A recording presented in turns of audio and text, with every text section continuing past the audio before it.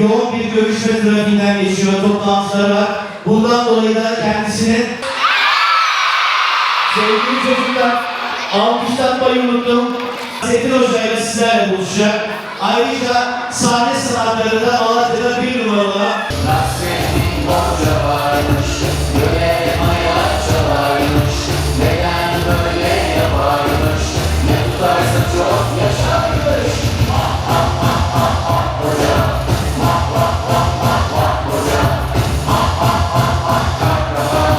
Ah ah ah ah ah hoca, vah vah vah vah vah hoca, ah ah ah ah kahraman. İşi gücü hep şaka.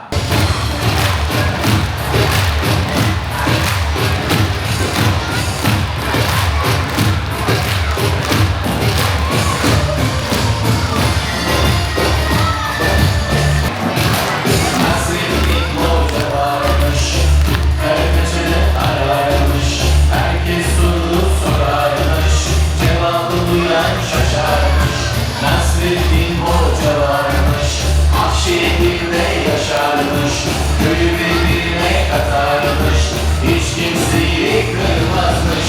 Ah ah ah ah ah hoca.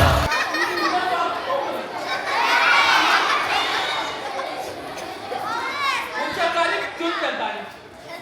Hocam selamünaleyküm, mikrofonu tut. Hocam nasılsın, ne var ne yok? Niye gülüyorsun hocam, hayırdır? Balıklar gülünce senin de mi gülesin geldi? Hocam sen yine ne iş peşindesin, ne yapıyorsun? Göle maya çalıyor. Hocam hiç göle maya çalınır mı? Çalınır. Hocam olmaz. Hiç göl maya tutar mı? Maya mı? Maya geçtik uzun. Maya mı vardı? Ya o ne sanıyor? Mustafa abi.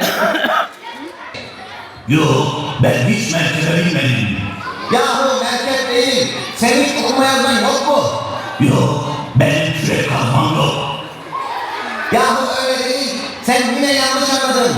Okulda görgü kurallarını öğretmedin mi diyorum. Öğretmen kapıdan içeri girdikten sonra hemen ayağa kalkarsın. Ha, öyle mi? Peki ya sonra? Allah Allah, ben hiç ters bir şey görmedim. Öğretmenler ters bir şey yapmaz ki. Yahu ters demedim, ders diyorum ders.